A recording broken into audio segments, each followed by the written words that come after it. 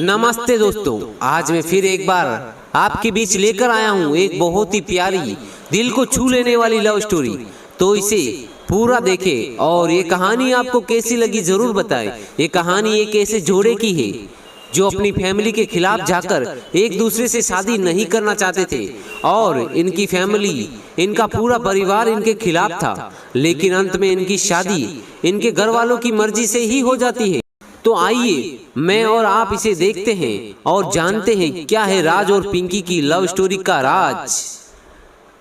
तो शुरू करते हैं कहानी। राज स्मार्ट, हैंडसम और इंटेलिजेंट लड़का था जिसकी तरह पूरा कॉलेज बनना चाहता था और उसकी गर्लफ्रेंड का नाम था पिंकी, जिससे वो बहुत प्यार करता था। लेकिन उसने पिंकी से कह दिया था अगर उसकी फैमिली वाले नहीं माने, अगर उसकी फैमिली वाले पिंकी को ना अपनाए तो वो उसे छोड़कर चली जाए, क्योंकि राज अपनी फैमिली के खिलाफ जाकर कभी भी शादी नहीं करना चाहता था।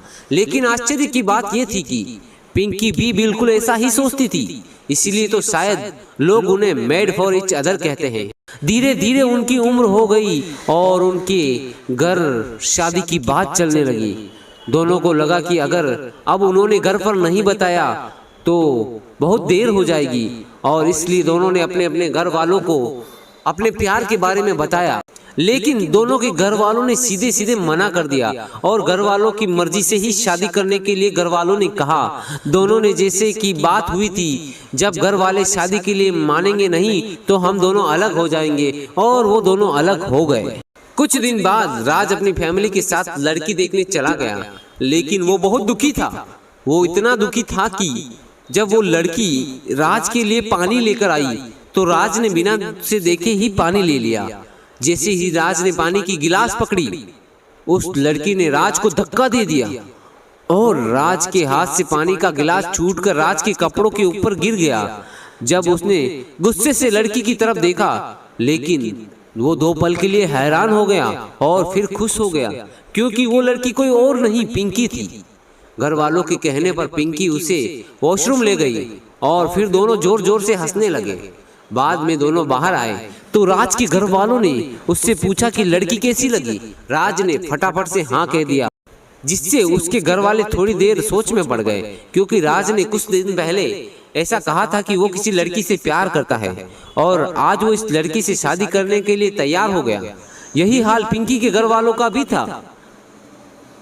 वो भी इस बात से हैरान थे कि कुछ दिन पहले इसने कहा था कि वो किसी और लड़के से प्यार करती है, और आज फिर दोनों के घर वालों ने सोचा कि चलो अच्छी बात है, क्योंकि बच्चों की खुशी में ही घर वालों की खुशी होती है। लेकिन दोनों के घर वालों को ये चिंता सताए जा रही थी कि कहीं वो समय से पहले भाग न जाए, और इसलिए दोनों के घर वालों ने अपने बच्चों पर नजर रखना शुरू कर दिया। लेकिन वो तो एक दूसरे से ही प्यार करते थे, एक दूसरे से अब तो खुलकर मिल भी सकते थे और बातें भी कर सकते थे, और वो भी करते थे। बाद में घर वालों को तसल्ली हो गई कि वो दोनों एक दूसरे के साथ खुश रह सकते हैं और उनकी सगाई करा दी।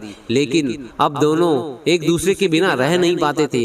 उनकी हरकतों को देखते हुए उनके घर वालों ने उनकी शादी जल्द से जल्द कराने का फैसला किया। राज और पिंकी भी दोनों अपने प्यार को अपनी फैमिली के लिए कुर्बान करने को तैयार थे। शायद इसीलिए उन दोनों को भगवान ने एक दूसरे से अलग नहीं किया और दोनों के घर वालों की मर्जी से दोनों की शादी हो गई, और इस तरह दोनों की लव वाली अरेंज मैरिज हो गई।